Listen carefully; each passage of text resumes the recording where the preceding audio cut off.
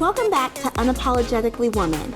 I'm Kamisha Powell, and today we are celebrating phenomenal women all across Kentucky who make no apologies for their perspective or the impact that they are making in the community. Today we are celebrating Bridget Blum. Bridget is an education advocate, 2022 Karam Award winner, and president and CEO of the Pritchard Committee for Academic Excellence. Unapologetically Woman, Bridget Blum, that's you. Thank you, Welcome Kamisha. to the show. Thank you. I'm excited to be here. I'm excited to celebrate you today. So let's jump in and talk about how you got to where you are. You are the president and CEO of the Pritchard Committee. How did you get there? Let's start back at childhood. Childhood, oh my gosh. Well, childhood, maybe being bossy. I think my journey started probably that allowed me to arrive where I am today, because I think I realized at an early age how important education was to me as an individual. And I had hiccups along the way and had to persist to ultimately achieve the education that I have. And so it drew me, I think, to be an advocate for education at the local level first and foremost, because I know we can serve all of our kids better, and we can lift them up and ensure that they're going to meet their potential. And so I want that for all kids in Kentucky. And so my journey started kind of from a formal standpoint when my oldest child, who's now almost 30, was entering kindergarten. And there was an open seat on the local Board of Education in the county where we lived, and I applied to take on that role and then served for 10 years as an elected Board of Education member. I pursued graduate studies in public policy because I believe so much in citizens being part of decision making and community voice in decision making. And so I pursued a graduate degree in public policy and ended up doing work in early childhood policy. So those two things kind of converged, my interest in citizen decision making and my commitment to education and my volunteer work as a local board member, and over time ended up here at the Pritchard Committee.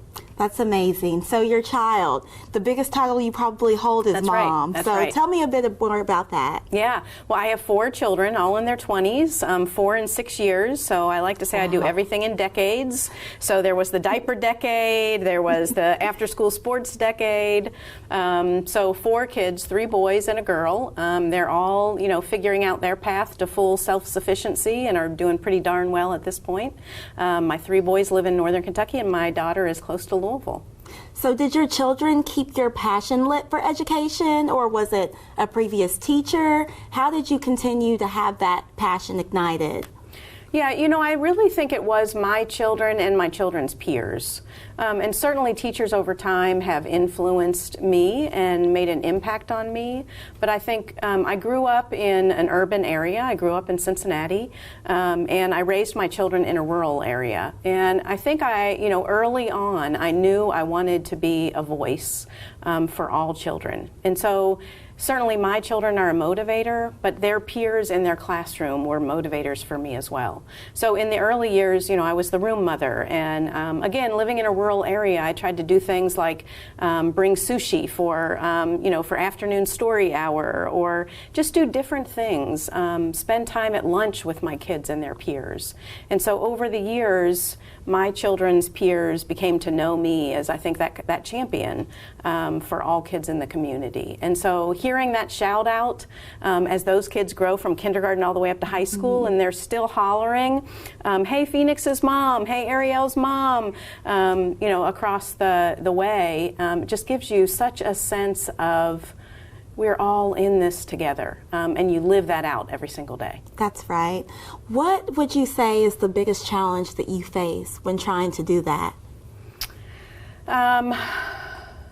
The biggest challenge I think we face in being an advocate for kids is sometimes a reluctance to push forward in creative and innovative ways. And sometimes a reluctance to kind of break down some of the system-related barriers that cause people to say no, or cause people to say we can't do that, or cause people to say that won't work. And so as I think about the title of your show, Unapologetically Woman, when I served on a local board of education, I was the only woman alongside 4 men, each of whom were at least 15 or 20 years my senior. And so I had to establish my space, my voice at that table. And that takes a commitment to what you know is true and what you know motivates you, and staying true to that day in and day out. And so sometimes the barriers can also be ourselves in giving in. And we need to not give in. We need to be unapologetic about our commitment to improvement in whatever area we're working in. That's right. That's right. And you spent an extensive amount of time on that board. Tell me about some of the things and some of the changes that had been made in that process. Yeah, well, it was 10 years. It was from 1998 to 2008. So it was a time where, Kentucky was making regular progress in education, but there was also a commitment to really measuring our outcomes. So coming back to those outcomes all the time, how are we doing, right? How do we know our kids are doing? What measurements do we have to tell us that? It was a time where measuring progress was part of the DNA in Kentucky, and we were making significant progress. And as a result, the community I was in was making significant progress. But it's a habit that needs to be built. And so I encourage folks who are serving in local boards of education or on school-based decision-making councils or their PTA, that there sometimes is nothing more powerful than a well-placed question. So ask questions about how our kids are doing. Ask for the data that show how our kids are doing. Ask about opportunity and access, and ask for the evidence of that. And be a partner with those in leadership roles in your school district and your community by asking those questions and giving them the time to come back to you with the answers, and then pushing forward together to improve those outcomes. And I know that had to have been challenging, especially with other all-male people sitting on the seats for that board. Did you notice any more female involvement during your 10 years? Well, a lot of administrators in schools are women. And so it certainly is a challenge for women in leadership roles. We have to show up every day, and we don't just kind of step in the door and we're automatically respected for owning that space. We have to repeatedly kind of earn that respect. And once it's established, I think then people accept you on those terms. But establishing it and committing to the reason that you're there day in and day out and not letting up on that is so important when you're on that path. And then own that space, right? Unapologetically. Yes, I agree. Now you have several achievements, and I'm going to list some of them. The 2022 Karam Award for Excellence in Education Policy, the Kentucky Board of Education 2022 Honorary Doctorate, Pikeville University 2022 Pikeville University Commencement Speaker, 2019 50 Notable Women in Politics and Government, Kentucky Gazette 2018 Martin Luther King Jr. Unity Award, and then the Alpha Beta Lambda chapter, Alpha Phi Alpha Fraternity. Those show a lot of what you do in the community. How does that make you feel upon those achievements? Well, each one of those is special for significant for individual reasons, I guess. And so going all the way back to the Unity Award that you mentioned, receiving that in the role that I'm in, leading the Pritchard Committee, and knowing that the Pritchard Committee was being recognized for deep work in bringing people together and focusing our conversation on achievement gaps and the need to provide targeted and specific services so that we're ensuring each and every student is meeting their potential. Knowing that that work was recognized is always really, really special. Being able to speak to students with a commencement address at the University of Pikeville, it feels like an awesome responsibility. And so preparing for something like that, you put a lot of sweat and tears. I won't say blood, but you put a lot of sweat and tears into it because you want to share something with that rising generation that is meaningful and grounded in your experience. And then the Karam Award that you mentioned, again, recognition for work that's been impactful. And so all of those are so incredibly meaningful. And they're all a result of teamwork as well. So in bringing folks together and realizing good work together.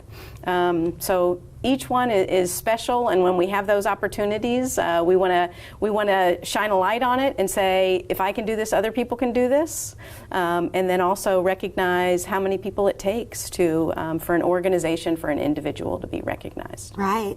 And I've noticed just going through those awards, those are hitting different parts of the state of Kentucky. And I wanted to ask, just coming from a rural area, you've lived in a rural area, and you came from an urban area, do you find it harder or more difficult to just reach different demographics? Because it seems that the work you've done in the community is very inclusive. Yeah, so Kamisha, I think one of the things it's important that we inspire others to be champions in their community. And so whether I am physically in an urban area or physically in a rural area, or for any of my team members, for any of our partners, I think really thinking through how you inspire others to act is key. Not a single one of us are going to solve the problems of the world by ourselves. And so we need to inspire others. And then to the extent that the organization I lead can, we need to provide resources to others to help them in their work, whether it's serving on a local board of education or a PTA, whatever it might be. We need to bring resources to people, and they need to bring the inspiration to their community and the commitment to being solutions oriented. That is so very inspiring. So if someone were to want to come to the Pritchard Committee, want to be a part of it, how would they be able to do so? So you can go to our website, www.pritchardcommittee.org, and there's a link to join Groundswell. So I would encourage folks to join Groundswell. The Groundswell initiative is just an effort to bring Kentuckians into the work of education improvement, each and every Kentuckian, regardless of what you're doing in the community. If you care about education outcomes, be part of Groundswell. Groundswell examples are things like community leaders taking on an initiative on their own to make a difference. One of my favorite examples is a mother in Christian County on the Kentucky-Tennessee border who, after participating in Pritchard Committee work, looked at her young sons who were playing football at the time and thought about their peers and knew that those young men were not meeting ACT benchmarks to go on and likely be successful after high school. So she took it upon herself to start a before and after football tutoring program. And so that's an example of one mom, one woman who said, I can do something. What can I do in my sphere of influence? And I'm going to commit to doing it. That woman is still doing this work in Christian County and inspiring others.